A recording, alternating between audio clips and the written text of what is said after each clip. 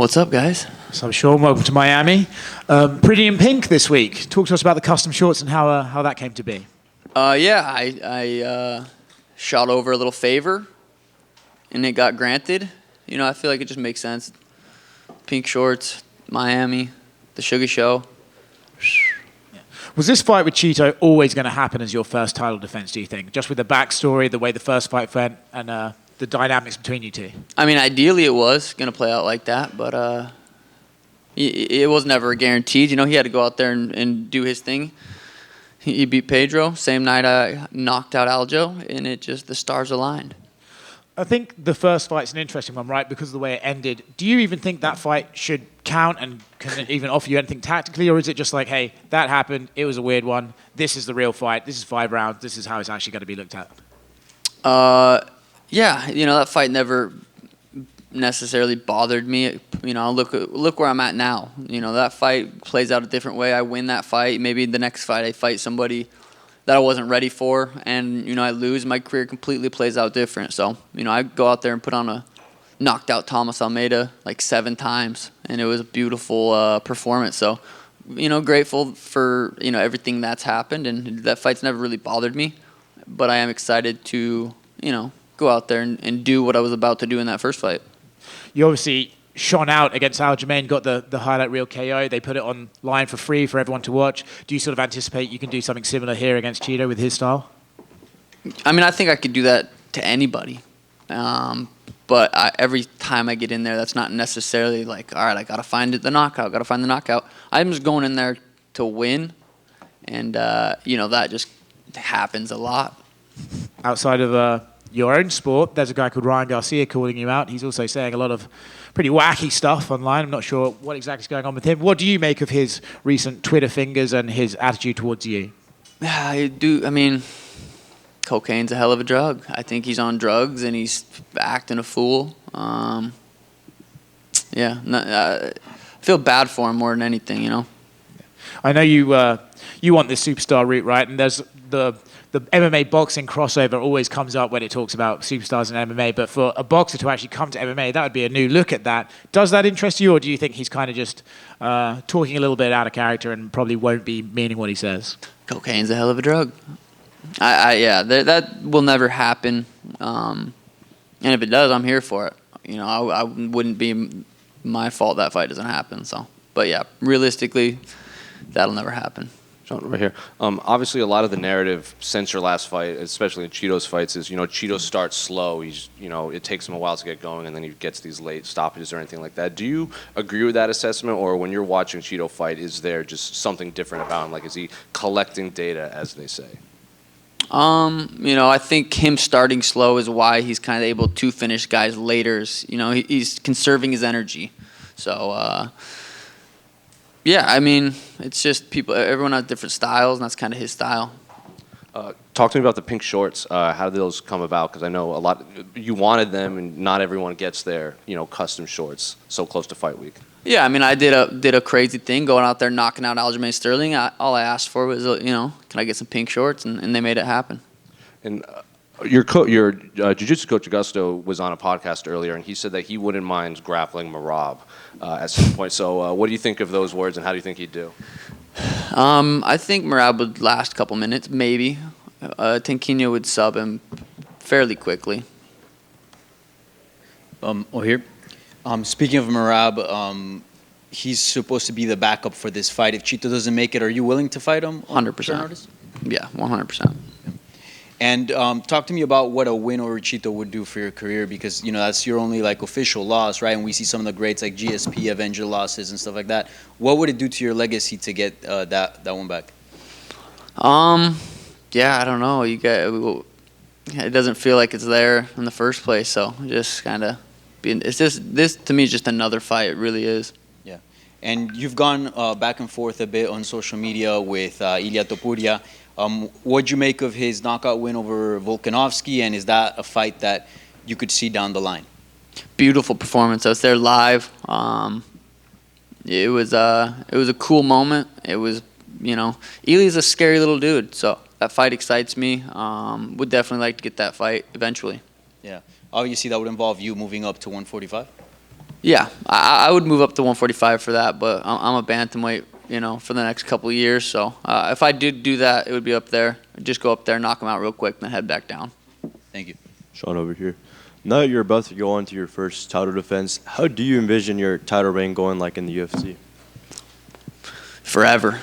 I don't know. I'm just going with the flow right now. I've learned firsthand when I fought Chito the first time, anything can happen. I always knew that, but nothing ever happened to me to where it was real. Anything could happen. I'm not looking past him. But for fun, you want to say, what happens in the next 5-10 years? I'd love to never lose. So, but it's going with the flow. And last time out in Boston, the crowd was strongly in your favor. This time out here in Miami, we know there's a huge Hispanic presence. How do you think the crowd will split on Saturday night?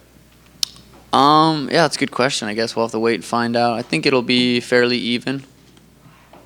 And do you see a world where you and Chito become friends after all this is settled? I'm not really running low on friends. I got a nice tight circle, so probably, if in another world, we probably would have been buds. But, we're in this world. He stinks. I'm great. We're not buds. Sean right here. What did you make of Merab's performance? And I guess, do you feel like he is going to be the guy that's next for you? Yeah, and again, he had a great performance too. Henry didn't look great by any means, but Merab did what he does, and he almost gets knocked out and then wins. It was impressive. Very well could be next. I like having my options open, but yeah, he could be. I think a lot of people think he might be one of the more difficult stylistic matchups for you in the division. Do you agree with that, or do you think maybe you don't get enough credit in the grappling department? I thought Aljamain Sterling was the hardest matchup for me in the division, and put his lights out in 2 rounds. I think Merab's definitely up there as everybody in the top 10 is a challenge. No one's an easy fight. Chito's not an easy fight. So yeah, Merab's a tough fight. Chito's a tough fight. Elia's a tough fight. I'm not. They're all tough fights. Hi, Sean, over here. Usually when fighters refer to each other during fight week, they leave the trash talk behind. And with that said, will you share with us your honest opinion about Chito? Yeah, we talked in the DMs a little bit on Instagram. Have you guys had him up here yet? Ask him what we talked about. See what he says. Do you care to share a prediction for the fight? Sleep in this man. Here. Sean, you usually don't recognize Chito's style and level.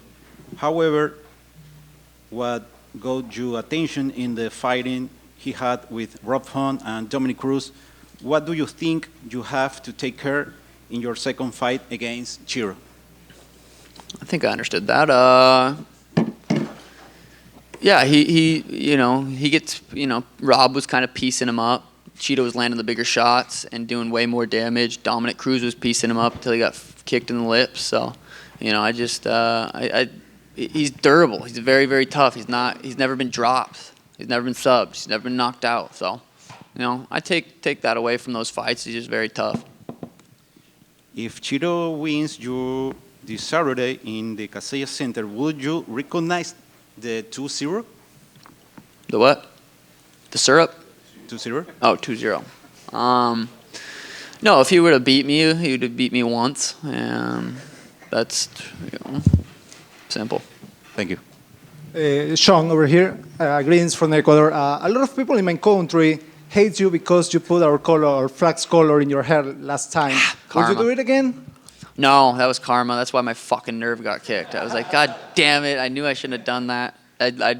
So, no, Okay. and yeah. So another question. It seems like you are watching just in the future. You are talking about Ryan Garcia. You are talking about Ilia Topuria, but you haven't won this fight yet. What happens if you lose this Saturday?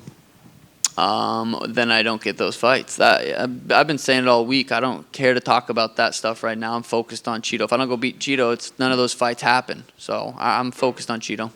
I understand you don't appreciate Chito very much, but what's the most dangerous thing about him? His durability. He's hard to put away. If you can't put him away, you better be able to go for 25 minutes. So I'm planning on a 25-minute war. Thank you so much. Sean, Will you fight Aljamain Sterling again? Likely or not likely? Very unlikely. And what were your thoughts on Henry Cejudo not retiring after a while? I mean, I don't want to kick him when he's down. He's not doing too good. He didn't look good at all. He's been this. Yeah, I don't know. I wouldn't recommend it, but yeah, it's his life to choose what he does with it. And last one from me. Do you feel like you getting the pink shorts is going to create like a catalyst for all of the other champions to get shorts that they want? Possibly. I mean, I don't see why not. I don't think, it's just the color of the short. I don't think so. I think champs should get it whatever the champs want. So I think maybe start a little trend. Sean, over here. Greetings from Ecuador too. Sean, how do you feel having to defend your title against an opponent that previously beat you, knowing that the first time you were injured? You are ready for this rematch? Yeah, I've been ready for it. Everyone after that fight said, you got to get that rematch, you got to get that rematch. And I said, it'll happen when it's supposed to happen. That fight will come together if it's supposed to. I never lost sleep over that fight. I never thought, I got to get that one back. That just stings me. It happened. My career's played out beautifully. Here we are. Yeah, I'm ready for the rematch. I don't know if you have talked to Chito before this fight. Oh, yeah, I did. We talked in the DMs. He's a good family man. Just ask him what we talked about and see if he tells you guys. Yep. See you guys. Here we go.